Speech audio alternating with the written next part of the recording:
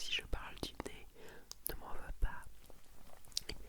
J'espère quand même que j'arriverai à te relaxer et que tu profiteras de ce petit moment avec moi. Petit, long moment à mon avis. Allez, c'est parti.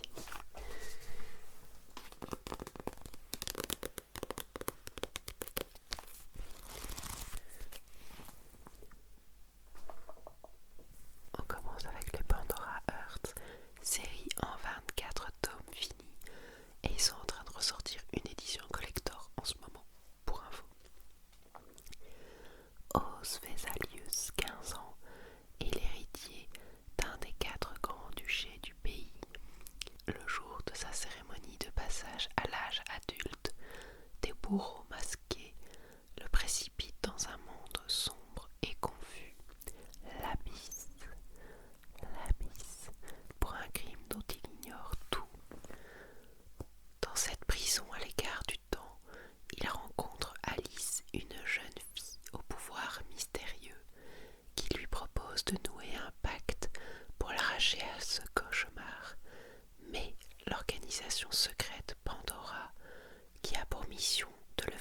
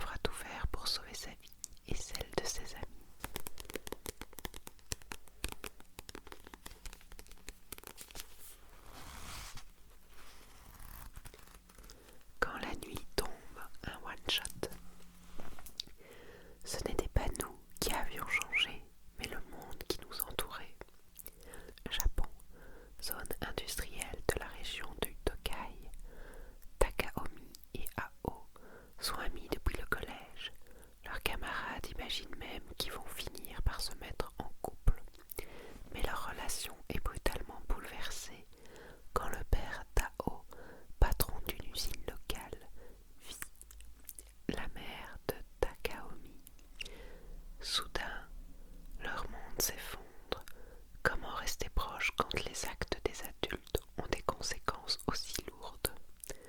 Entre passé et présent, découvrez la vie de deux victimes collatérales d'un acte particulièrement odieux, avec la sensibilité qui la caractérise. Rie Aloga livre une œuvre importante. Thématique très compliquée et à laquelle on ne pense pas vraiment. On pense beaucoup aux victimes et vraiment force à elles, mais il y a aussi toutes les personnes autour, les dommages collatéraux comme ils disent. Et enfin voilà, ces actes sont vraiment horribles et impardonnables sur tous les plans. Et c'est vrai qu'on pense pas souvent aux victimes collatérales, mais voilà, ça permet de remettre en question encore plein de choses sur notre société et ses mauvaises dérives. Ces mauvaises dérives et aussi le fait que, notamment dans cette situation-là, de ce que je me souviens, la fille du monsieur qui a commis cet acte horrible va en subir certains représailles alors qu'elle est innocente dans l'histoire et elle n'est pas responsable de l'acte de son père. Et c'est horrible de se dire que on fait payer des gens qui n'y sont pour rien. Donc allez, le fautif de base dans l'histoire c'est le père, ça clairement, mais toute la partie harcèlement que peuvent subir les gens autour, c'est pas justifié non plus et c'est pas juste de faire ça. Donc c'est un sujet assez sensible et intéressant au final. Voilà, faites le bien autour de vous, pas le mal. On va changer de sujet. Après voilà, je ne suis pas forcément légitime de parler de tout ça parce que je n'ai jamais subi, heureusement, de près de loin connu de personne, donc je n'ai pas l'image complète de tout ce qui peut se passer, mais voilà, prenez soin des gens, ça je peux le dire.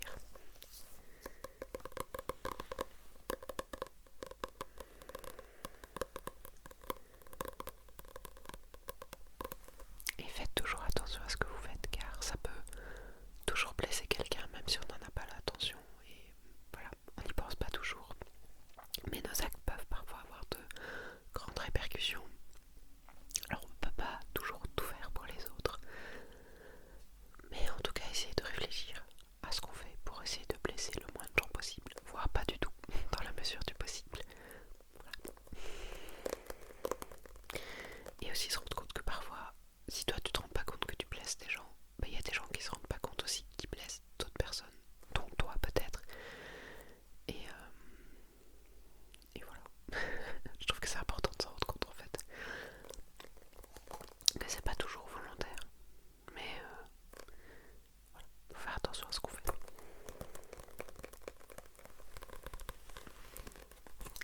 Prochaine série, Ragnarok, Into the Abyss.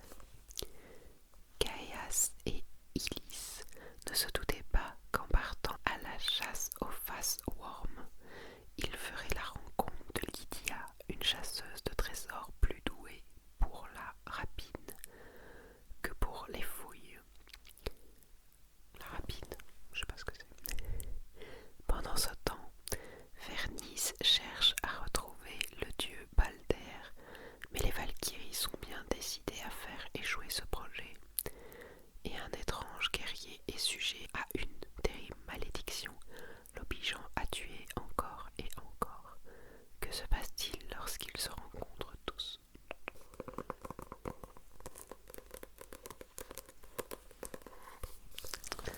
Rampage ou Rampage, j'imagine. Les héros de la Chine antique font leur réapparition. En 148, Chine.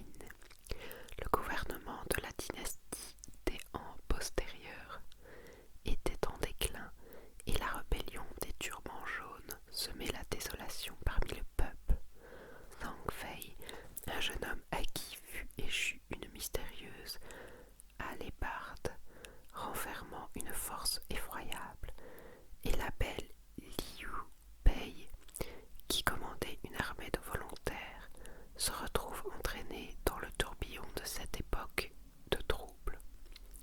Rampage revisite à la sauce fantasy l'histoire des trois royaumes en incluant des ermites au pouvoir surnaturel.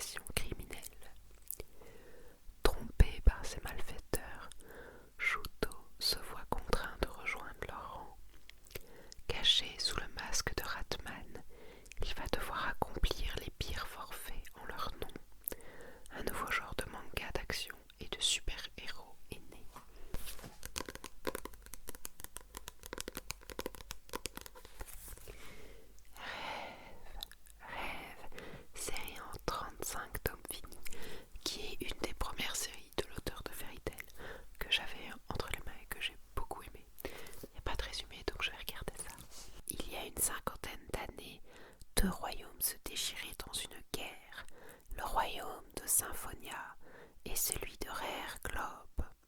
Chacun possédait une pierre au dangereux pouvoir. Symphonia possédait Rêve et Rare Globe possédait Darkbring. La guerre prit fin à la suite d'un gigantesque cataclysme qui détruisit les deux cités.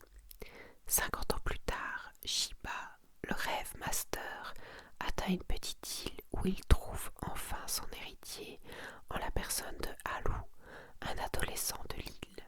Il lui confie Rêve et lui donne la mission de réunir les 4 fragments manquants avant que Demon Guard, une organisation criminelle, ne réunisse les Darkbring qu'ils ont éveillés. Les Re-Zéro. Et alors là, je vois que c'est le premier arc, une journée à la capitale, et la deuxième arc, une semaine au manoir. J'avoue que je connais pas du tout ça, mon chéri. Relive in a different world from zero. Alors le premier, ça dit: même si tu m'oublies, moi je ne t'oublierai jamais. Alors qu'il rentre de la supérette, Supalo Natsuki, un lycéen ordinaire, se voit transporté dans un autre monde. Pourtant, à l'arrivée, aucun invocateur ne l'attend. À peine a-t-il le temps d'analyser la situation que déjà il se fait attaquer par des bandits. Sauvé de justesse par une magnifique et mystérieuse jeune femme aux cheveux d'argent et son esprit félin, il décide de rembourser sa dette en l'assistant dans sa quête. Mais, alors qu'il trouve enfin une piste, Subaru et sa compagne sont attaqués et perdent la vie. Du moins, c'est ce que croyait le jeune homme, jusqu'à ce qu'il réouvre les yeux au même endroit où il avait été invoqué. Ça me rappelle un peu un film comme ça, où la personne revit meurt et revient à chaque fois au même moment, et se rappelle à chaque fois de ce qui s'est passé la fois d'avant, et du coup elle va un peu plus loin dans l'histoire, et un peu plus loin, et un peu plus loin, jusqu'à espérer vaincre le boss. Bref, c'est peut-être pas du tout ça, mais là à l'instant ça me fait penser à ça. Alors le deuxième, Supalo Natsuki, un lycéen subitement invoqué dans un autre monde, utilise le seul pouvoir qu'il a acquis, la mort réversible, afin de sauver d'un destin funeste sa bienfaitrice, la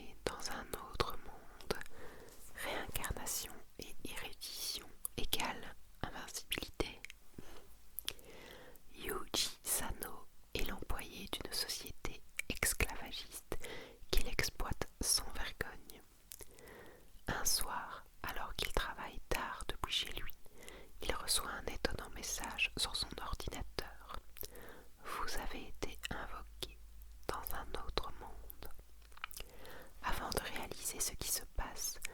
Le voilà propulsé dans un monde semblable à celui de jeux vidéo, avec une fenêtre indiquant ses statistiques et compétences.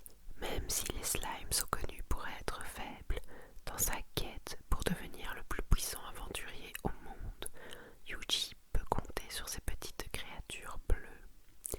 En apprivoisant l'une d'entre elles et en étudiant d'étranges grimoires, le jeune homme acquiert peu à peu expérience et savoir jusqu'à atteindre le statut d'érudit.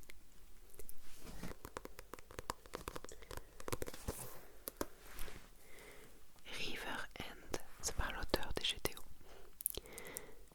River End est le titre honorifique qu'on attribue à un membre du clergé. Un exorciste est un prêtre chargé de chasser les démons. La croix renversée désigne l'antichristianisme. Un phénomène mystérieux se produit dans la capitale. Des cadavres sont retrouvés partiellement désintégrés en sable rouge. Ces crimes seraient l'acte des enfants de Salomon. Deux frères jumeaux exorcistes vont devoir les anéantir. Rosario plus Vampire, saison 1 et saison 2. La saison 1 est en 10 tomes finis et la 2 en 14 tomes finis. Et pour la petite anecdote, il me manquait les 2 derniers de la saison 2 qui coûtaient horriblement cher. Je crois que je les avais trouvés sur Vinted à 80 voire 90 € pièce chacun. Sauf qu'un jour en allant chez mon libraire, donc je ne les ai jamais pris, et en allant chez mon libraire, j'ai vu les Rosario plus Vampire sur son bureau et j'étais un peu étonnée. Et en lui posant la question, il me dit ah bah oui, ils viennent de les ressortir. Donc ils ont fait une réédition dans exactement le même format que j'avais à l'époque. Et du coup j'ai pu acheter le tome 13 et 14 au prix normal de 7 € et quelques. Je suis fière de ne pas avoir craqué pour compléter ma collection. J'ai épargné plus de 150 €. Alors la saison 1. Le vampire du campus. Tsukune Aono n'est pas au bout de ses peines. Le lycée dans lequel il a atterri est réservé aux monstres. N'ayant qu'une idée en tête, la fuite, notre héros se ravise lorsqu'il croise la plus belle fille du lycée, Moka Akashiya. Mais sous ses airs angéliques, elle cache une double personnalité qui se révèle lorsqu'on arrache son rosaire. C'est un terrible vampire, ça c'est Moka, et ça c'est Moka, justement. Personnalité vampire, personnalité toute douce. Au final, elle est pas si mauvaise non plus. Donc, saison 1 et la saison 2. Le lycée Yokai a réouvert ses portes et une nouvelle année commence en classe de première pour Tsukune. Moka, le joli vampire, Kulumu, le succube, Misole, la fille des neiges et Yukari, la sorcière seront aussi au rendez-vous. C'est parti pour la 2e saison de la vie, heureuse ou pas, de Tsukune entourée de jolis monstres. C'est un petit peu harem, mais je sais que j'avais bien aimé la série pour le côté un peu fantasy et monstre. C'est pas le côté lifestyle habituel, donc tranche de vie, version harem. Là c'est aussi un côté un peu fantastique avec le lycée pour Yokai, le gars qui est un humain normal qui se retrouve là-bas, qui doit pas se faire prendre et tout, c'est assez sympa, j'ai beaucoup aimé. D'ailleurs faudrait que je lise les 2 derniers tomes que j'ai achetés parce que du coup j'ai jamais fini ma lecture vu que je dois recommencer à zéro parce que j'ai assez bien oublié l'histoire.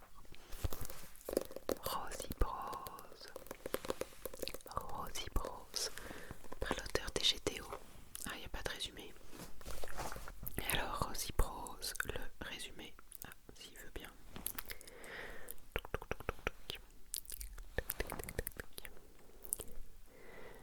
Un jour, So-Hei, un jeune lycéen qui aime faire des photos assez osées en photographiant les culottes des passantes dans le bus, sans demander la permission des modèles évidemment, fait la rencontre d'Azukala, une jeune fille à la chevelure de couleur brune, avec des lunettes et un look assez sage.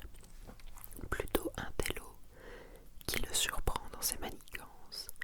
Il entame donc une relation amicale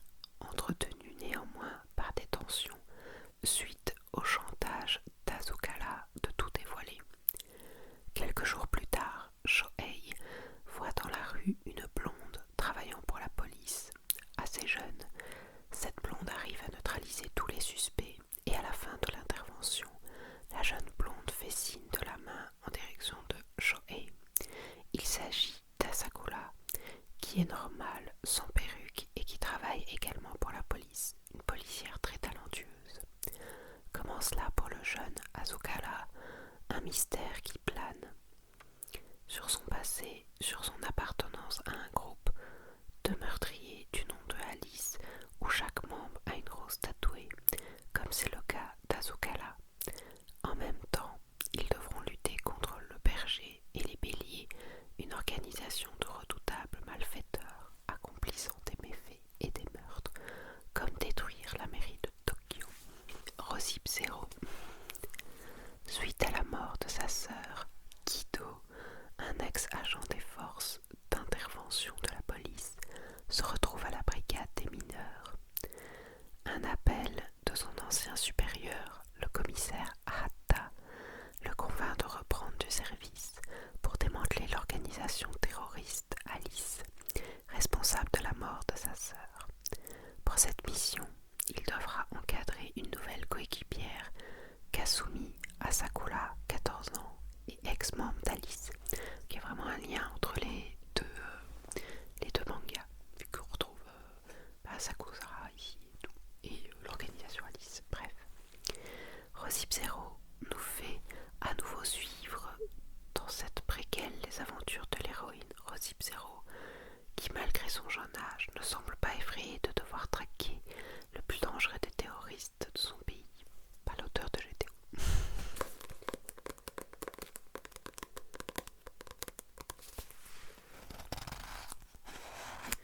Frozen Maiden, ou mon tout premier pas dans le monde du Lolita, je pense.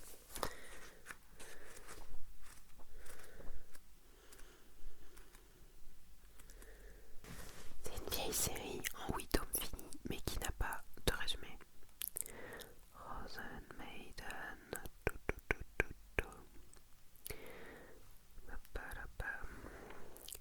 June, un garçon replié sur lui-même, qui vit seul avec sa sœur et passe son temps à acheter des objets gothiques sur internet, reçoit un jour une étrange manne contenant une poupée. Mais pas n'importe quelle poupée, celle-ci parle, marche et lui donne des claques. Elle s'appelle Shiku et fait partie des 7 poupées Frozen Maiden. Leur but est de devenir Alice, la poupée parfaite. Mais pour cela, elles doivent jouer à un jeu appelé Alice Game, qui leur permet de prendre la Rosa Mystica, l'âme de la poupée perdante, et de devenir peu à peu Alice. On passe ensuite à Seiyuki et Seiyuki Reload,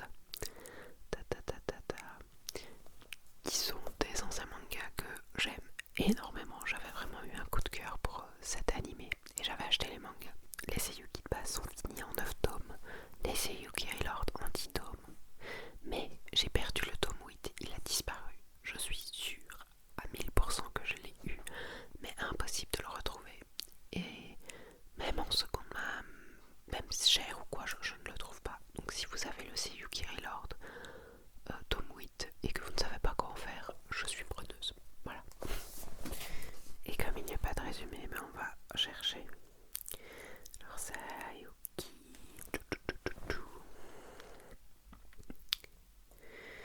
Tac tac tac. Oula, c'est un long résumé.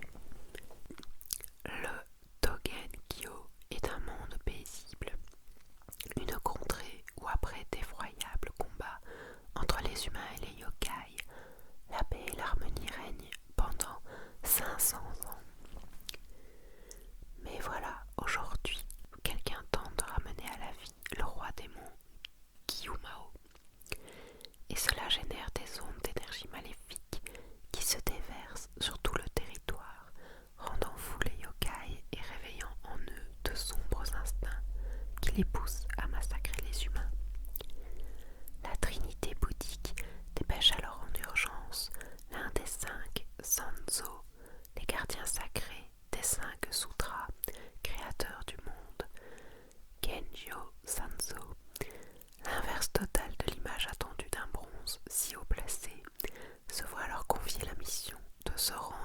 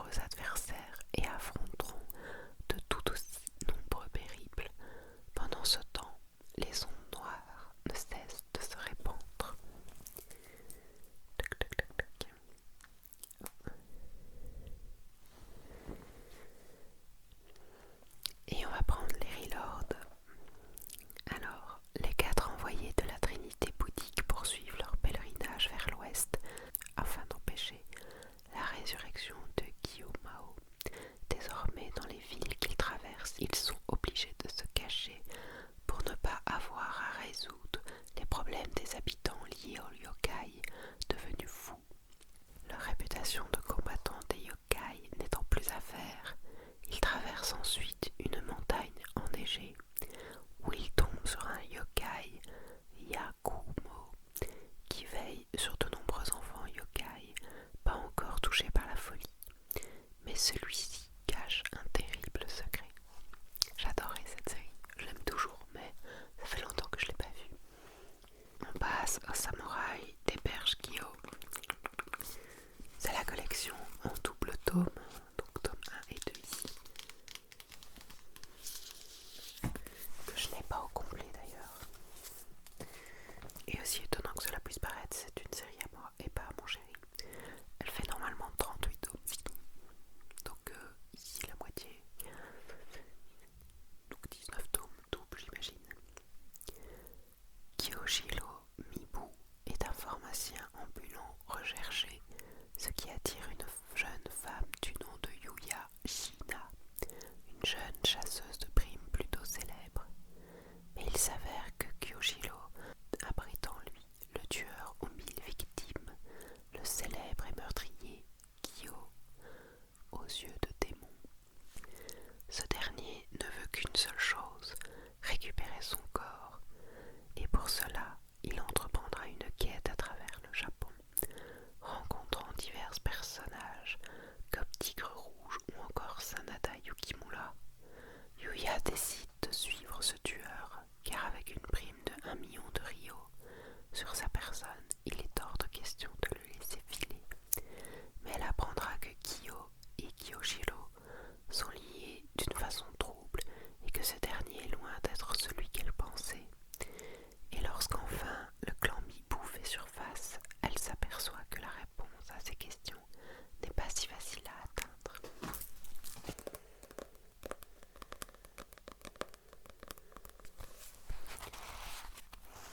Sakalea, adorable zombie. Chihiro Fuluya est un garçon qui adore les zombies. Et Leia Saka est une jeune fille de bonne famille. Le hasard a voulu qu'il mette au pied un remède secret capable de ressusciter les morts. Les voici ainsi liés par l'amour, la jeunesse et la putréfaction. Une histoire d'amour avec une héroïne zombie, riche en rebondissements.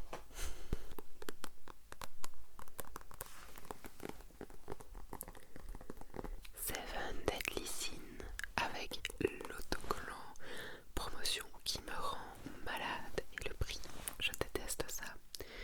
D'ailleurs je ne sais pas lire le résumé à cause du prix qui est en plein milieu. On va le prendre sur Google. Je déteste ces autocollants car c'est souvent compliqué à les retirer sans faire plein de traces.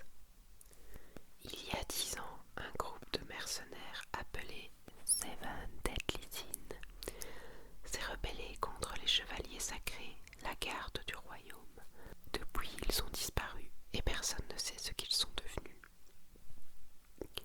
Un beau jour, une mystérieuse jeune fille s'écroule dans la taverne de Méliodas, un garçon enjoué qui parcourt le monde en compagnie de son cochon loquace. Cette jeune fille n'est autre que la princesse Elisabeth qui désire ardemment retrouver Seven Deadly Sins. En effet, ce sont les seuls à même de lutter contre les chevaliers sacrés qui ont fait prisonnier le roi et qui asservissent toute la population du royaume.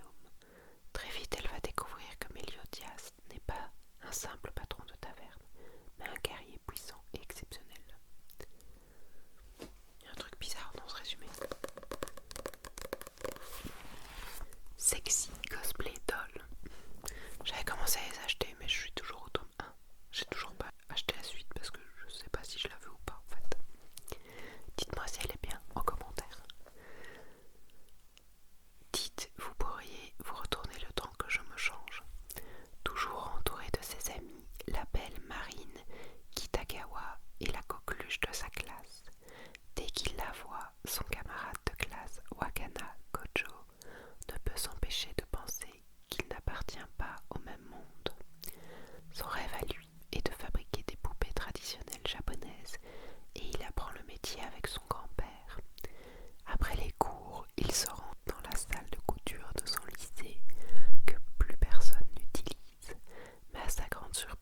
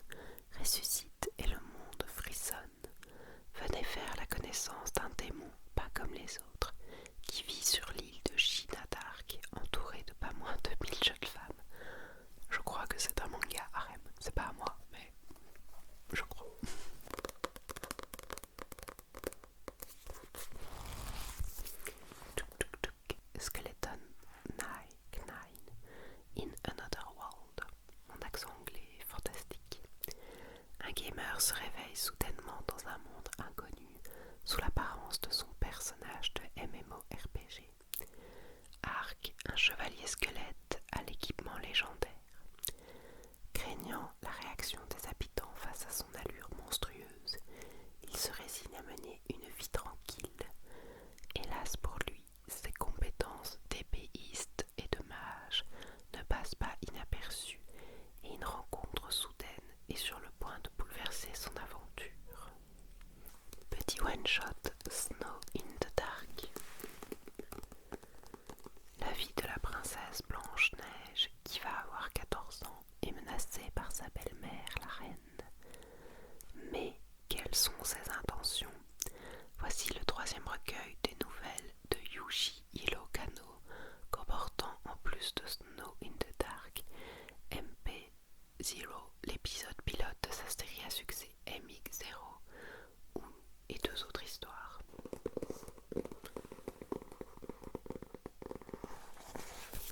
Sorcière d'un autre monde.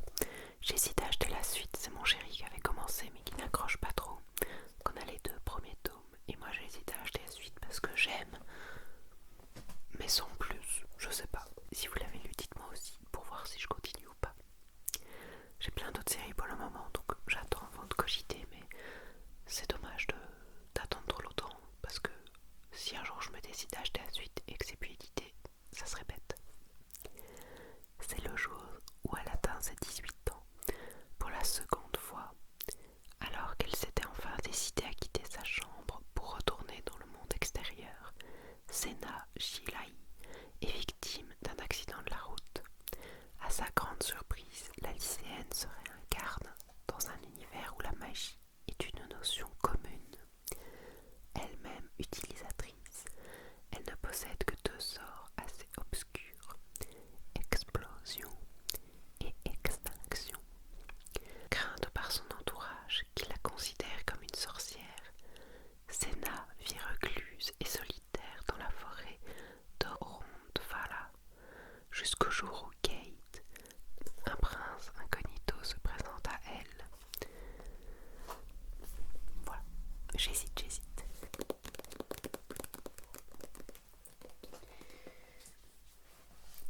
On passe au Soul Eater, série en 25 tomes finis,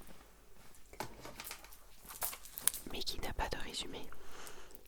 Pour devenir une Dead Skin, les armes démoniaques qui ont une apparence humaine doivent se repaître de 99 âmes de démons et d'une âme de sorcière. Ces armes sont pour cela accompagnées de Meister qui les manipule pour la chasse aux âmes. À Shibuzen, une école pour jeunes Meisters dirigée par le grand Shinigami, Maka et Soul poursuivent ce but. Ils seront bientôt rejoints par d'autres Meisters et leurs armes. Blackstar, un jeune ninja qui ne cherche qu'à se faire remarquer avec son arme Tsubaki. Dead Kids, le fils de Shinigami, qui est un maniaque de la symétrie, avec ses 2 armes Lise et Patty, 2 sœurs qui se transforment en revolver. Mais de nombreux obstacles leur barrent la route, à commencer par les sorcières.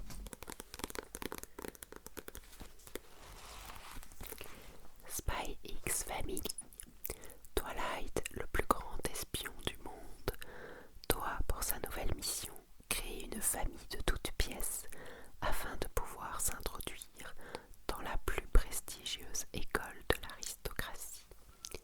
Totalement dépourvu d'expérience familiale, il va adopter une petite fille en ignorant qu'elle est télépathe et s'associer à une jeune femme timide sans se douter qu'elle est une redoutable tueuse à gages. Ce trio atypique va devoir composer pour passer inaperçu tout en découvrant les vraies valeurs d'une famille unie et aimante. Suikoden, les héritiers du destin, et Suikoden, le château de l'aurore.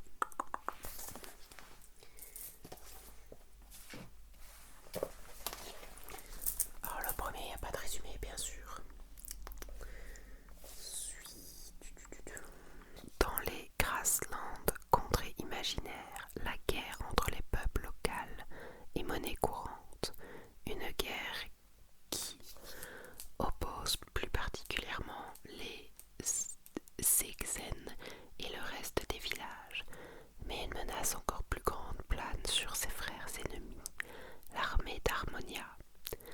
Dans ce contexte, Hugo, fils du chef du clan Kalaya, habitant dans les Grasslands, pourrait bien changer la donne, car en lui sommeille le prochain héros du feu, un être légendaire, possesseur de la True Rune, capable de repousser l'envahisseur. Hugo parviendra-t-il à maîtriser ses pouvoirs et à accomplir sa destinée? Et alors Suicodem, le château de l'Aurore. En 237 du nouveau calendrier, Sol Falena, capitale du royaume de Falena, tombe entre les mains d'envahisseurs du royaume d'Armès. La reine en personne, qui manie pourtant le pouvoir dévastateur de la rune solaire, l'une des 27 runes sacrées disséminées de par le monde, a été assassinée.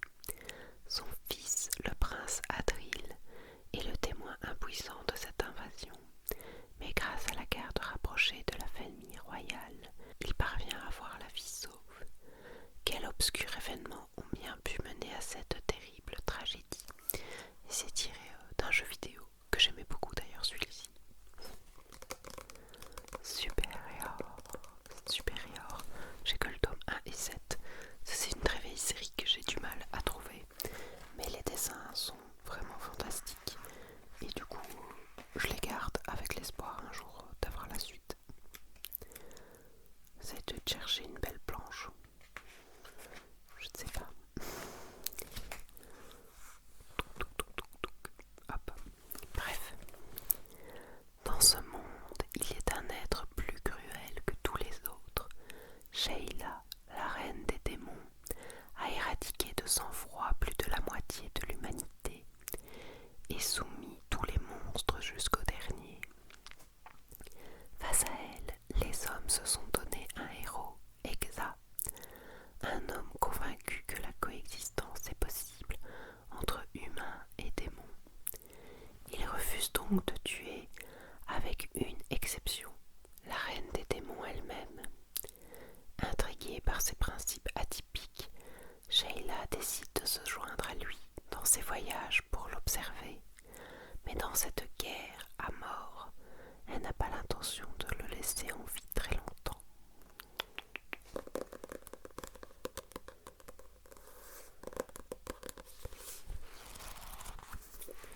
Suzuka, série finie en 18 tomes. Yamato Akitsuki, 15 ans, quitte sa campagne natale pour entrer dans un lycée à Tokyo.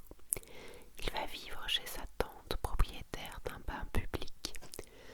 C'est une nouvelle vie très ordinaire qui commence pour lui, sauf que sa tante est également propriétaire d'une résidence pour jeunes filles, dirait les Lovina là, dans laquelle il va devoir loger.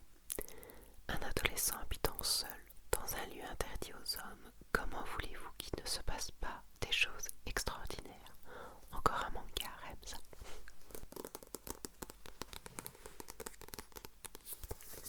Sword Art Online.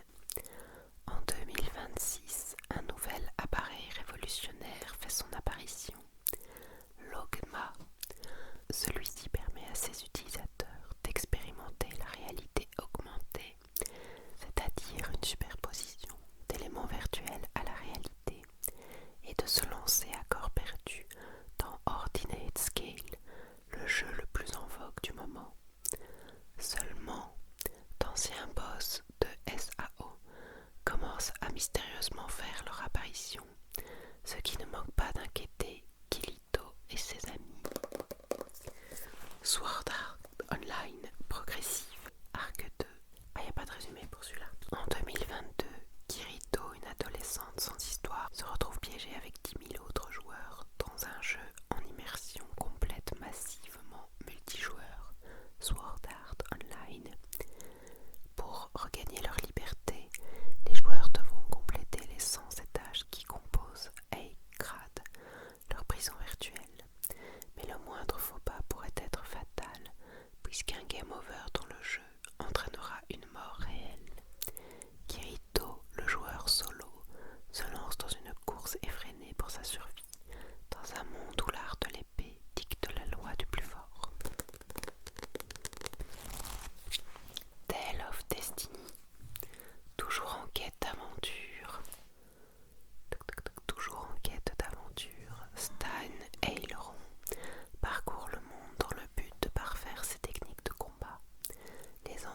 commence le jour où il met la main sur Dilmlos, une épée douée de conscience.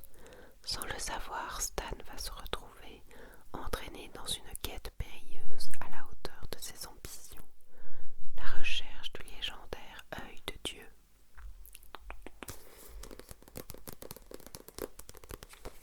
Tale of Legendia. Il n'y a pas de résumé. L'histoire se déroule dans un monde où les terres émergées sont rares et où les océans sont un danger, notamment en raison de redoutables monstres marins. Ces monstres représentent un danger constant, sur mer comme sur terre, puisqu'ils peuvent également attaquer les villes portuaires. C'est dans une de ces villes que vit et travaille Senel, un jeune Eren. Il fait en effet partie des élus capables de renforcer leur corps en utilisant l'énergie de l'air. Ce pouvoir attire d'ailleurs bien souvent les convoitises de l'armée, mais Senel n'a absolument pas l'intention de s'engager. Bien au contraire, il semble même fuir ses armées dans le but de protéger sa jeune sœur adoptive Shirley. Cette dernière possède en effet un physique particulier puisqu'elle est blonde et une maladie très particulière. Au contact de l'eau salée, elle risque la mort. Elle est donc surprotégée par son frère. En fouillant des soldats, les deux adolescents se retrouvent accidentellement en immersion sur un immense navire antique, le Legacy. Ils y rencontrent Will et Chloé, mais Senel a à peine le temps de se faire au fonctionnement de cet immense vaisseau que Shirley est kidnappée. La jeune fille semble décidément très convoitée, mais son frère n'est pas prêt de la laisser tomber. Alors, Tales of Xillia. Dans le monde de Reis Maxia, les esprits cohabitent avec les hommes. Cependant, un grand nombre d'esprits se sont mystérieusement évanouis. Mila Maxwell, le seigneur des esprits, se rend au laboratoire militaire de la cité de Fenmont pour enquêter sur les causes de ces disparitions. Elle y rencontre Jude, un jeune étudiant en médecine. Quel danger plane sur eux!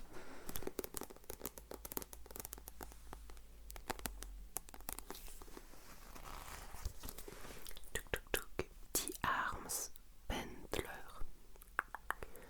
Le monde est devenu une zone de non-droit, une terre désolée où grouillent démons et criminels de tout genre. Au bord d'une route, la famille de Sona Yuki est assassinée par des bandits.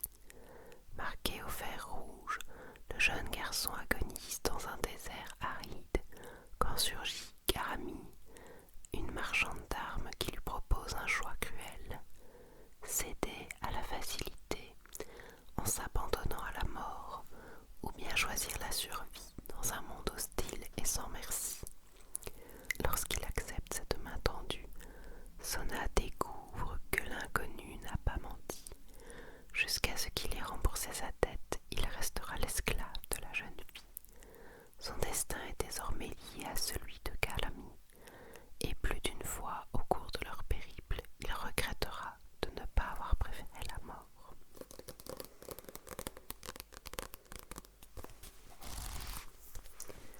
The Cave King. Dans ce monde, tout le monde naît avec un emblème permettant d'utiliser la magie. Un art que peine à utiliser il, 17e prince du royaume de San Fares. Rejeté par sa famille, il se voit exilé le jour de ses 15 ans sur une île isolée, faite de roches inhospitalières, où il découvre de nombreux ossements à l'air libre. Souhaitant les enterrer, tout à coup, son emblème s'active et une voix lui annonce qu'il est devenu le roi des grottes. Des capacités extraordinaires apparaissent en lui, permettant de créer toutes sortes d'artefacts grâce aux minerais qu'il extrait. Alors qu'il commence son exploration de cette île pleine de dangers,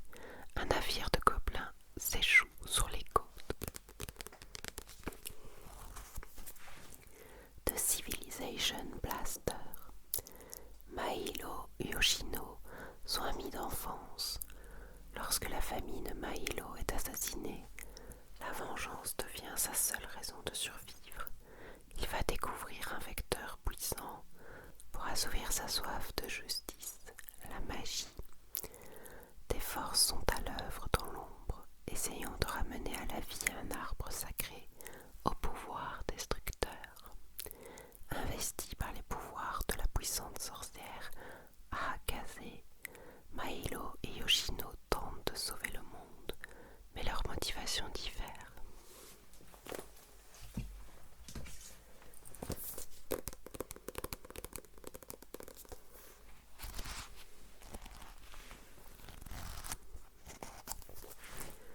The Dark Saint. Depuis tout jeune, Russell s'entraîne dur pour devenir un héros, mais la déesse l'a finalement nommé Saint, le rang le plus élevé de la hiérarchie des guérisseurs. Dès la première aventure de son équipe, il est exclu par ses 3 amis, qui s'estiment capables de prodiguer les mêmes soins. En rentrant dépité dans son village, il rencontre la belle et mystérieuse Sibylla, qui lui dit « Veux-tu de la force ?» Alors qu'il est aux abois dans un nouveau donjon, Russell libère l'énergie illimitée qui sommeille en lui, grâce au pacte qu'il a conclu avec Sibylla. Le saint banni se lance à la conquête de la force ultime.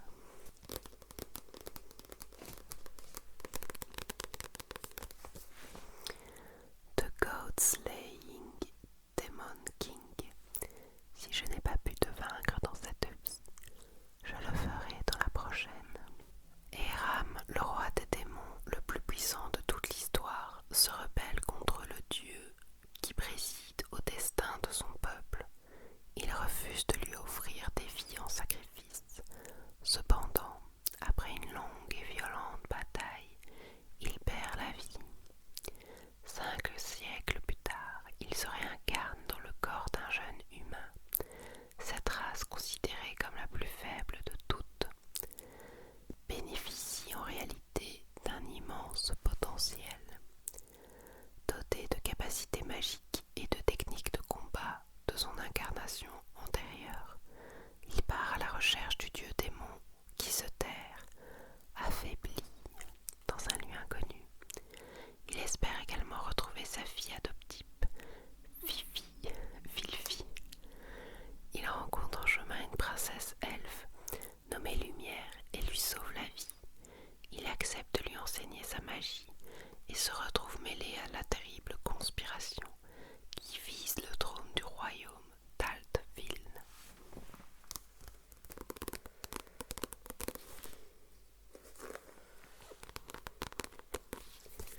The Irregular at Magic High School. Cela fait plus d'un siècle que la magie est une technologie bien ancrée dans la réalité. Les lycées rattachés à l'Université nationale de magie sont appelés lycées de magie originale. Dans ces établissements, les élèves sont répartis entre 2 cursus. Le premier, où se trouvent les bons élèves qu'on surnomme fleurs, et le second, où sont relégués les remplaçants graines. C'est dans un de ces lycées que se sont inscrits un frère et une sœur. Lui est un élève médiocre et franc-tireur, et elle, une brillante et parfaite élève. Alors qu'ils ne rêvent que d'une scolarité sans histoire, les conspirations et les menaces pèsent sur l'académie et vont les forcer à agir.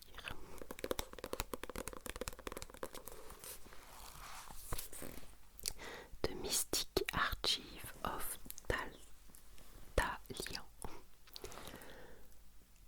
Yue a hérité de son défunt grand-père la bibliothèque mystique de Talion, dans laquelle se trouvent plusieurs livres fantômes, des écrits qui renferment le savoir du diable. Il a décidé de se lancer en compagnie de